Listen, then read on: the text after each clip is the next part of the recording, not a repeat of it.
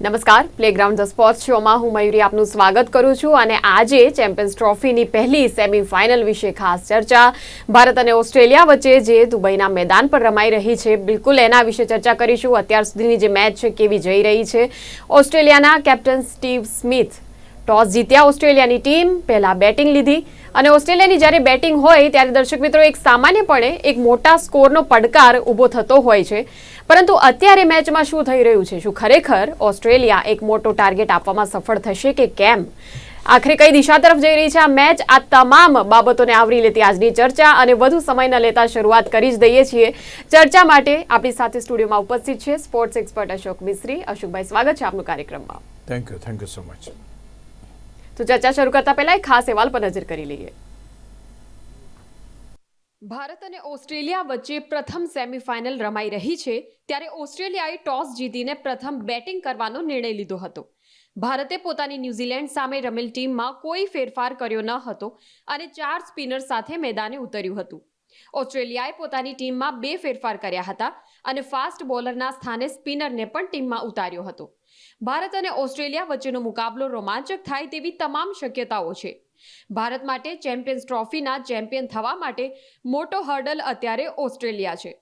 ભલે તેના stark, Cummins અને હેઝલવુડ જેવા બોલર્સ ન રમતા હોય, આ ટીમને ઓછી આંકવાની ભૂલ ભારત ન કરે તે સ્વાભાવિક છે। આપણે 2023ના વર્લ્ડ કપ ફાઇનલની હારનો બદલો પણ લેવાનો છે અને હિસાબ સરભર કરવાનો છે।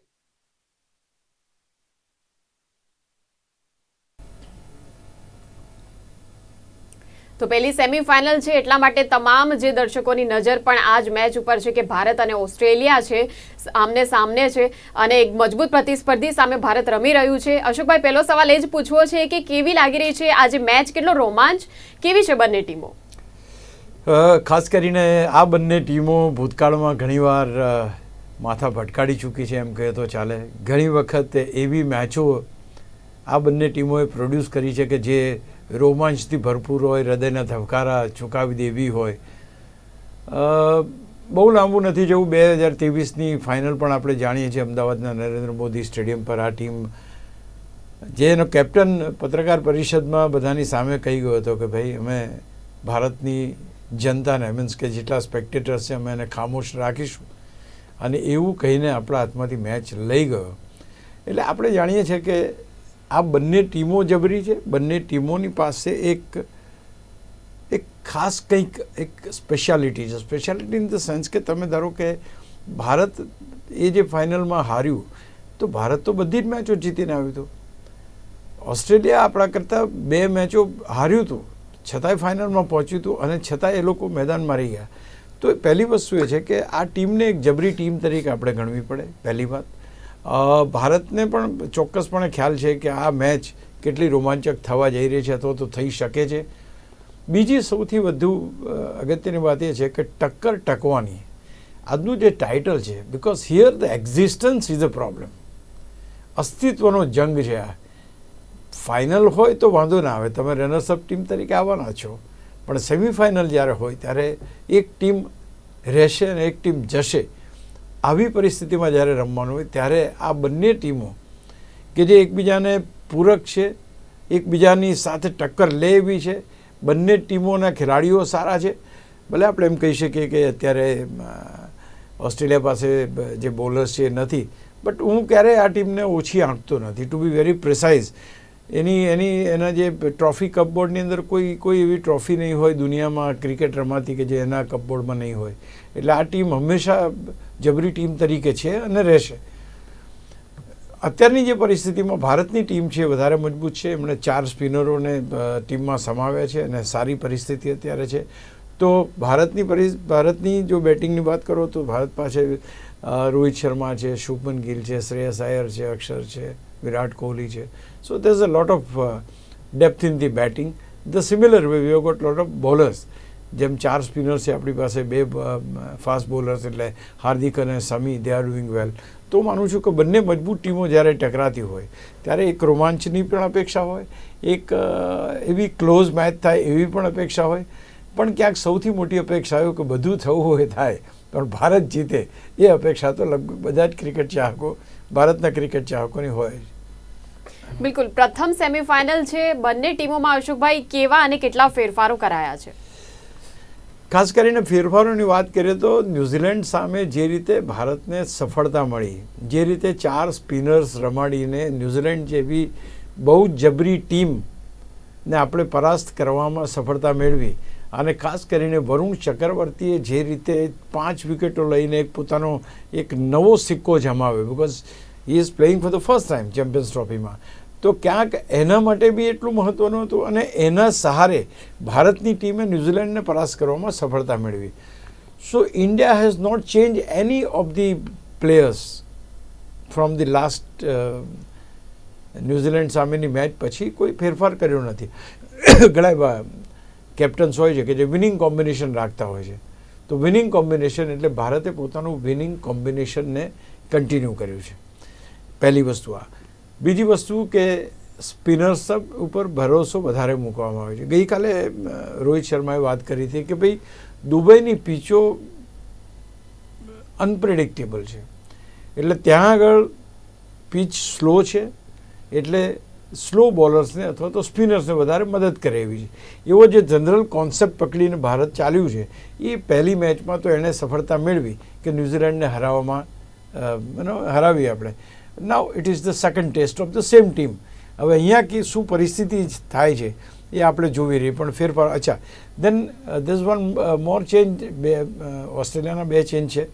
એમાં એક ઓપનિંગ ખેલાડી આવ્યો છે બેટર તરીકે, અને એક ફાસ્ટ બોલરને પડતો મૂકીને એ લોકોએ એક સ્પિનરને લીધો છે. એટલે એ લોકો પણ જંપા તો છે જ, એની સાથે બીજો એક સ્પિનર. તો એક એ લોકોએ પણ એમ વિચાર્યું છે કે ભાઈ અહીંની પીચ જે સ્લો છે, અનપ્રેડિક્ટેબલ છે, તો એ વખતે આપણી પાસે એક સ્લો બોલર હોવો જરૂરી છે, અને that is the reason they have added 1 spinner, additional spinner in to the team. એમ તો જંપા બોલિંગ કરે છે, પછી આ નવો ખેલાડી આવે એ છે, ત્યાર પછી મેક્સવેલ જે સ્પિન બોલિંગ કરે છે, પણ તો આ રીતે જોવા જઈએ તો ફાસ્ટ બોલરના ભોગે એક સ્પિનર એમણે પણ સમાવ્યો છે. એટલે they also know the gravity of the match, અને એ પણ ફાસ્ટ બોલિંગના ભરોસે બધું છોડવા નથી માગતા. They have also included the spinners in the team. અને હું માનું છું કે જ્યારે તમારી ટીમમાં સ્પિનર્સ હોય એટલે ગેમ થોડી સ્લો થવાની શક્યતા પહેલી નંબર 1 એ. અને બીજી વસ્તુ એ કે રન બનાવવાની જે ગતિ છે એ ગતિ ઉપર નિયંત્રણ આવી શકે જો વિકેટ એને હેલ્પ કરે તો, એટલે કે બોલરને હેલ્પ કરે તો. હું માનું છું કે આ બંને ટીમોમાં આ કરાયેલા ફેરફાર એ પીચની જે અનપ્રેડિક્ટેબિલિટી છે એ પ્રેડિક્ટેબિલિટીને ધ્યાનમાં રાખીને ટીમ સિલેક્ટ કરવામાં આવી છે. તો લેટ્સ સી આગળ ઉપર શું આ મેચમાં આવે છે. જી બિલકુલ. હવે ભારત 4 સ્પિનર સાથે મેદાનમાં ઉતર્યા છે. કેવા પ્રકારની રણનીતિ આપ જોઈ રહ્યા છો? અને દુબઈની વિકેટો અનપ્રેડિક્ટેબલ છે એવું પણ આપે હમણાં જણાવ્યું. જી, બહુ સાચી વાત છે, કારણ કે જ્યારે તમે ઓસ્ટ્રેલિયામાં રમતા હોય, if you are playing England અથવા તો બીજી કોઈ જગ્યાએ રમતા હોય, તો you need to have the fast bowlers, because કારણ કે ત્યાં આગળ ફાસ્ટ ટ્રેક છે, ફાસ્ટ બોલિંગ ત્યાં આગળ વધારે થાય છે, બોલ પીચ પડ્યા પછી ઉછાળ લે છે, મૂવમેન્ટ બંને તરફથી મળે છે. તો all this things happens in to the countries like this.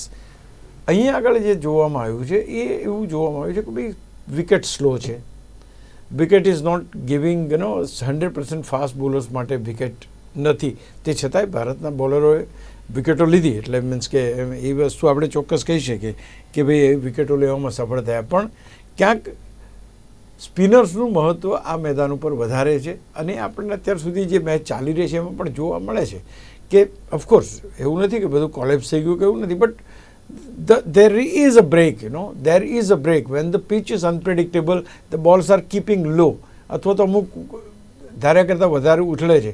એટલે જ્યારે તમારી પાસે પીચ સમતોલ ના હોય અથવા તો પીચ જો તમે કહો છો એ પ્રમાણે જો બિહેવ ના કરે તમે ધારો એ પ્રમાણે, તો then you always go with the spinners because it is a slow track. એટલે 4 સ્પિનરનો જે આઈડિયા છે એ આઈડિયા આપણને સફળ થયો છે, જેમ વાત થઈ. અને સિમિલર વે આજે પણ એ 4 સ્પિનરોનો આઈડિયા સફળ થતો હોય એવું અત્યાર સુધી લાગ્યું છે. 7મી વિકેટ હમણાં ભલે પડી, પણ ક્યાંક ને ક્યાંક we have been able, our bowlers are able to do it well. બિલકુલ. મોહમ્મદ શમી વિશે આપણે ખાસ વાત કરીએ તો અશોકભાઈ, શમીની બોલિંગ વિશે શું કહી શકાય? ભારતને એક વહેલી સફળતા અપાવવામાં સફળ થયું એમ કહેવાય. અને સી બેઝિક વાત એ છે કે મોહમ્મદ શમી ઇઝ અ ફાઇટર. એને એમ ખબર છે કે મારું સ્થાન ટીમમાં એ મારા કામથી જ છે. Because is that Jasprit Bumrah is another identity. એની જે વિકેટ ટેકિંગ બોલર તરીકે એની એ થાય છે. આ જે બોલર છે પોતાની લાઇન, લેન્થ અને મૂવમેન્ટ ઉપર ભરોસો કરે છે. He moves the ball both ways. અને એમાં પહેલી વિકેટ એને લીધી, ત્યાર પછી જે બીજી વિકેટ લીધી એ પણ બહુ જબરજસ્ત એને લીધી. અને હું માનું છું કે સ્પિન વિકેટની આપણે વાત કરી હમણાં, કે ભાઈ સ્લો વિકેટ્સની વાત કરી, એના ઉપર પણ he produces some extraordinary deliveries which gets the wicket for him.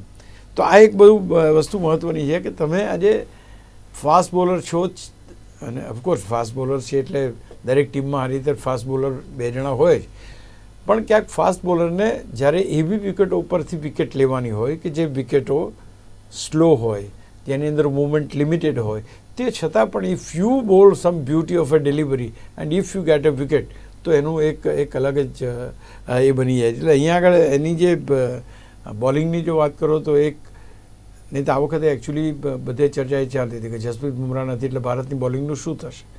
But he is the man who has handled it so carefully, so well, કે ભારતને એવી જેને કહી શકાય કે જરૂર પડી નથી. અને સ્ટીવ સ્મિથ પહેલી વિકેટ લીધા પછી સ્ટીવ સ્મિથને એને બોલ્ડ કર્યો, એટલે એ પણ સ્ટીવ સ્મિથ એવું ખેલાડી કે જે જામી ગયો તો બિલકુલ બરાબર અને શાનદાર રીતે રમ્યો. તો માનું છું કે મોહમ્મદ શમીની ઉપયોગિતા ડેફિનેટલી ભારતીય ટીમમાં તો બનેલી છે જ, પણ જ્યારે બુમરાહના પાર્ટનર તરીકે તમે બોલિંગ કરતા હો અને તમે હાર્દિક પંડ્યાના પાર્ટનર તરીકે તમે બોલિંગ કરતા હો તો એ બેમાં બહુ મોટો ફેર પડે છે. સો અહીંયા આગળ હું કહીશ કે yes, Sami has proved his worth and he has done his job very well. બિલકુલ. આપણે વરુણ ચક્રવર્તીની પણ વાત કરી. આપણે ગઈકાલે જે આપણને જોવા મળ્યું ન્યૂઝીલેન્ડની સામે, જે પ્રકારે એનું પરફોર્મન્સ જોવા મળ્યું, બસ એ જ એણે પરંપરા યથાવત રાખી છે એમ કહેવાય. ટ્રેવિસ હેડને એણે આઉટ કર્યો. ખૂબ જ મહત્વનું આ એનું પરફોર્મન્સ છે. કેટલી સફળ બોલિંગ આપ જોઈ રહ્યા છો. ટ્રેવિસ હેડ કેટલો ખતરનાક બેટર. ટ્રેવિસ હેડ તો એટલો ખતરનાક છે કે ગમે તેના મોંમાંથી કોળીઓ છીનવી લેવો માણસ છે. એણે અમદાવાદમાં જે રીતે એણે બેટિંગ કરી હતી, ત્રાસ મચાવી દીધો હતો અને ભારતને આખી ટુર્નામેન્ટમાં ભારે પડ્યો હતો. એટલે એને આજે પણ જે રીતે રમતો હતો, જે રીતે એણે છગ્ગા ચોગ્ગા મારવાના શરૂ કરે, લાગ્યું કે આજે આ ટ્રેવિસ હેડનો દિવસ છે, આજે મેળ નહીં પડવા દે. બટ દેન જો એને ઇન્ટ્રોડ્યુસ કર્યો, first delivery got a wicket and that is something very good, કે એના આઉટ થયા પછી ભારત મેચ ઉપર પકડ મેળવવામાં, એટલે મીન્સ કે રન બનાવવાની ગતિ ઉપર પકડ મેળવવામાં ભારત સફળ થયું. સો એક બહુ જ અગત્યની વાત છે કે તમારો એવો બોલર, એક ટ્રમ્પ કાર્ડ કે જેને મિસ્ટરી બોલર તરીકે એ કરવામાં આવે, રહસ્યમય, એ બોલ કઈ રીતે રિલીઝ કરે છે, શું પીચ કરે છે, કેટલો ટર્ન થાય છે, it's a matter of guessing. અને તમારી પાસે એ રીતના સારી બોલિંગ થાય તો પછી તમારા માટે રસ્તો ખુલી જાય. રસ્તો ખુલવાનો એટલા માટે કે ભાઈ તમે વિકેટ ના પાડી શકે, હેડ જવાની વિકેટ લઈ આપી તો બાકીની વિકેટ લેવા માટે બીજા બોલર્સ છે એ પણ ટ્રાય કરીને વિકેટો લઈ શકે છે. And that is what is happening. તો માનું છું કે ટ્રેવિસ હેડની wicket particularly is the most dangerous. સૌથી વધારે ફોર્મમાં અત્યારે ચાલી રહ્યો તો ટ્રેવિસ હેડ છે. ભારતને પણ ભારે પડી ચૂક્યો છે. અને અત્યારની ટીમમાં તમે જુઓ તો 2-4 ખેલાડીઓ જેવા છે કે જે ખરેખર ખતરારૂપ બની શકે છે. એમાં ટ્રેવિસ હેડ એક બહુ મહત્ત્વનો વ્યક્તિ છે. એટલે હું માનું છું કે એની વિકેટ લેવી એટલે એમ કહી શકાય કે વરુણ ચક્રવર્તીનું કામ પતી ગયું, એને એનું જોબ બરાબર કર્યું એમ કહી શકાય. જી બિલકુલ. ઓસ્ટ્રેલિયાના કેપ્ટન સ્ટીવ સ્મિથની ભૂમિકા આ મેચમાં કેટલી અગત્યની? વેલ, સ્ટીવ સ્મિથ ને લગભગ બધા ભારતના ક્રિકેટ જાણકાર ઓળખે છે.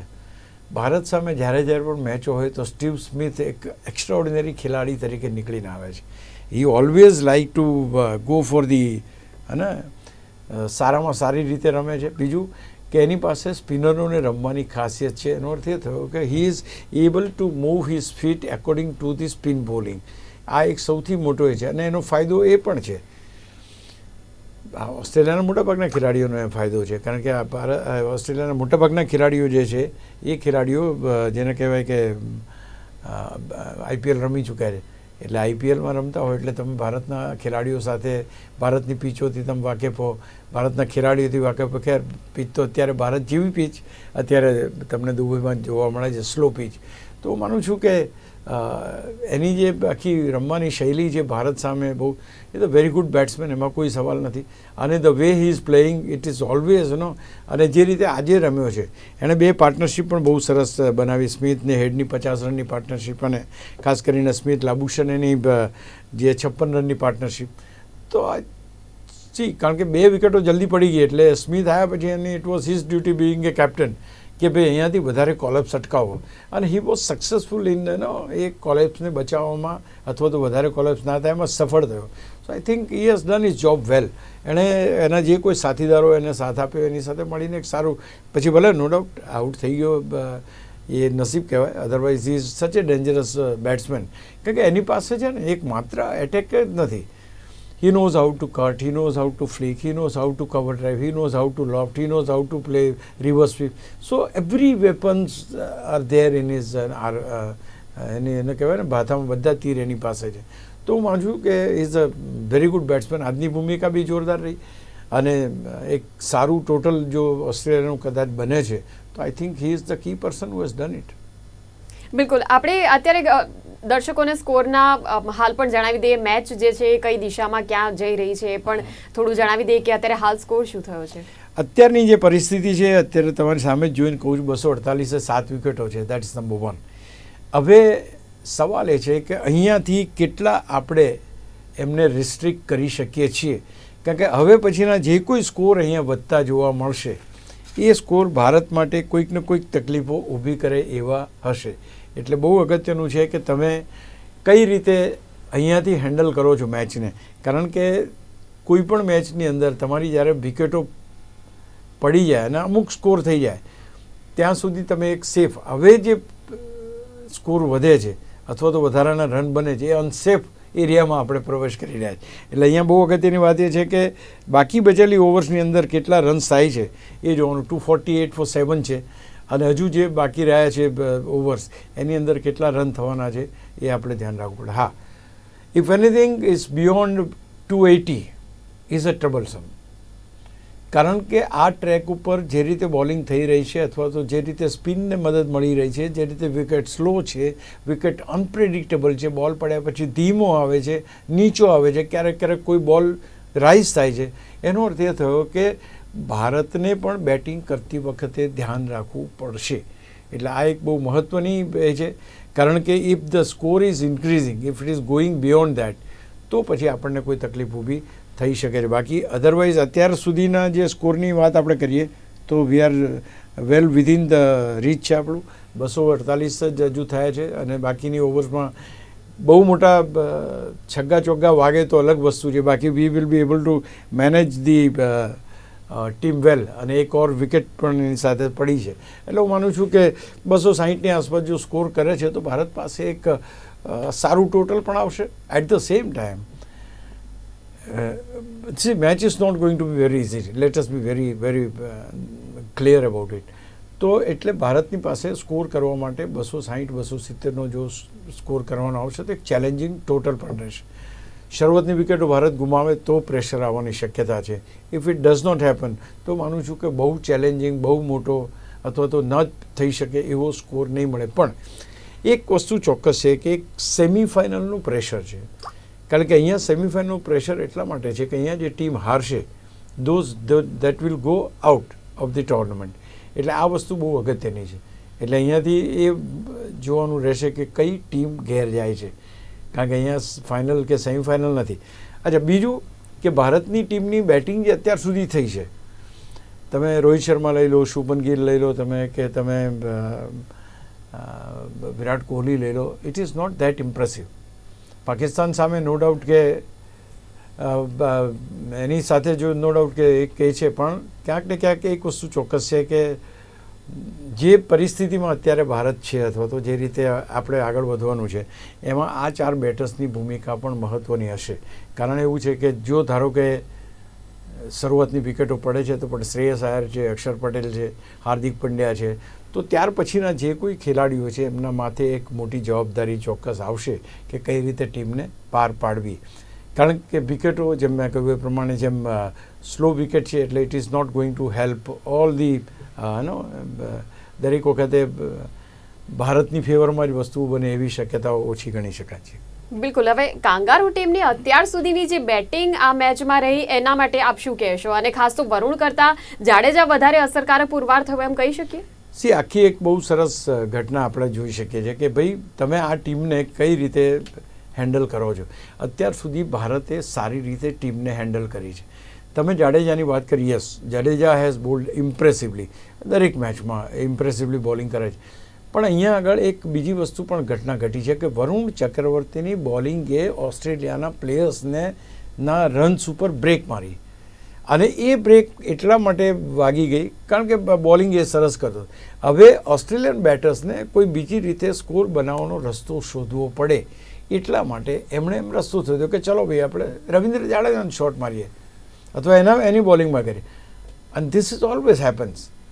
જસપ્રીત બુમરાહ એક બાજુ પ્રેશર બનાવે, વિકેટો મોહમ્મદ શમીને મળે, તો આ બાજુ પ્રેશર બનાવે વરુણ ચક્રવર્તી, વિકેટો રવિન્દ્ર જાડેજાને મળી. તો અહીંયા આગળ એક વસ્તુ એ બી બહુ અગત્યની છે કે તમે કઈ રીતે આખી મેચ નહીં કરો છો કે ભાઈ એક પછી એક બોલિંગ ચેન્જીસ તમારા કેવા છે. Ravindra Jadeja is most accurate bowler so far in the team. ઓસ્ટ્રેલિયાની તમે વાત કરો તો ઓસ્ટ્રેલિયાએ ઘણીવાર આપણને મોટી મેચોમાં હરાવ્યા છે. આપણે ઘણીવાર ચર્ચા પણ કરી છે એની. એ ફાઇનલ હોય કે સેમિફાઇનલ હોય કે વર્લ્ડ ટેસ્ટ ચેમ્પિયનશિપ હોય કે વન ડે હોય કે T20 હોય, આપણે ઓસ્ટ્રેલિયા ઘણીવાર હાર્યા છે અને જબરી ટીમ તરીકે પ્રખ્યાત છે. ભલે ભારત નંબર 1 છે, તે છતાં ભારત નંબર 1 છે. એટલે એક વસ્તુ એ પણ ચોક્કસ છે કે ઇન્ડિયા નંબર 1 તરીકે આ મેચમાં રમી રહી છે, અને એટલા માટે એના ઉપર એ પણ દાયિત્વ રહેશે કે ભાઈ નંબર 1 છે અને એ નંબર 1 રહે, એ પ્રકારની પરિસ્થિતિઓ ઊભી કરે. તો અહીંના આપણે પરિપ્રેક્ષ્યમાં જોઈએ તો જે રીતે વિકેટો પડી છે અથવા તો જે રીતે રન્સ બન્યા છે, બહુ મોટું ટોટલ નથી, કારણ કે અત્યારે તો 200-250 રન તો T20 બને છે. It's not a very big total. પણ આ રીતની વિકેટ ઉપર કે જ્યાં આગળ થોડી બેટ્સમેનને તકલીફ પડતી હોય એ વખતે ભારતીય બેટર્સ પોતાની વિકેટો ટકાવે અને સારી રીતે કરે. ઓફકોર્સ બહુ અગત્યની વાત છે કે તમે વિકેટો ક્યારે ગુમાવો છો અથવા એના ઉપર છે. અધરવાઇઝ જો શરૂઆત સારી થશે, રોહિત શર્મા કારણ કે એ always likes to go for the shots, એટલે એની વિકેટ આપણને જલ્દી ગુમાવવાનો વારો આવે છે. તો ક્યાંક ને ક્યાંક એ જાણે છે પણ ખરા, એનો ઓસ્ટ્રેલિયા ટીમ પણ જાણે છે કે ભાઈ એ ખેલાડીને કેવી રીતે આઉટ. પણ ત્યાર પછીના જે બેટર્સ છે, ખાસ કરીને શુભમન ગિલ, વિરાટ કોહલી અને શ્રેયસ અય્યર, આ 3 બેટ્સમેનોએ આજે મહત્ત્વની ભૂમિકા બજાવવાની આવશે એવું લાગી રહ્યું છે. કારણ કે જે રીતે વિકેટ છે એ વિકેટ ઉપર keeping your head down and play, કારણ કે તમારી પાસે જ્યારે ઓછા ટોટલની મેચો હોય તો ઘણીવાર વિપરીત પરિણામો જોવા મળે છે. એટલે it is not to be taken lightly કે આટલો સ્કોર છે આપણાથી થઈ જશે, but you have to just right and do it accordingly. કારણ કે પર ઓવર રન રેટ જે છે એટલો મોટો નથી કે જેમાં કોઈ ચિંતાનું કારણ હોય, અને ભારતની ટીમ, ભારતની બેટિંગ એટલી સક્ષમ તો જરૂર છે કે આ ટોટલને શાંતિથી ચેસ કરી શકે. પણ હા, જરૂર છે પેનિક નહીં થવું અને રમવાનું. બની શકે કે અમુક ઓવર મેડન જાય, રન્સ ના આવે, but then you have to make up your mind and ensure કે ઇન્ડિયા વિન્સ. આપણે મુખ્ય ધ્યેય છે આજે જીતવાનો. બિલકુલ અશોકભાઈ, અને એવું જ લાગી રહ્યું છે કે અત્યાર સુધી તો જે પરફોર્મન્સ છે ટીમ ઇન્ડિયાનું એક સારું વખાણવા લાયક પરફોર્મન્સ તો ચોક્કસપણે છે. અને કેમ કે હજુ મેચ આગળ બાકી છે એટલે આપણે આશા રાખીએ કે બસ જે પ્રકારે ન્યૂઝીલેન્ડ સામે જીત્યા એ જ રીતે ભલે કોઈ પણ ભોગે પણ જીતી જઈએ, બસ એ જ મહત્વનું છે. દર્શકોના મનમાં પણ એ જ વિચારો ચાલી રહ્યા છે. અશોકભાઈ, ખૂબ રસપ્રદ અત્યાર સુધીનું એનાલિસિસ તો રહ્યું, જે પરફોર્મન્સ છે આપે પણ ઘણી સારી બાબતો પોઈન્ટ આઉટ કરી છે. હવે આગળ જતા જે મેચનું પરિણામ આવે છે એના ઉપર પણ અગેન આપણે ચર્ચામાં ફરી મળીશું. હાલ આપ જોડાયા એ બદલ ખૂબ ખૂબ આભાર. Thank you very much. તો દર્શક મિત્રો, મેચ હજુ બાકી છે અને મેચમાં જે કોઈ પણ વળાંકો આવે છે સતત આપના સુધી અપડેટ્સ પહોંચાડતા રહીશું. હાલ આ ચર્ચાનું અહીં સમાપન કરીએ છીએ. આપ જોતા રહો ગુજરાત ન્યૂઝ સત્યની સાથે. નમસ્કાર.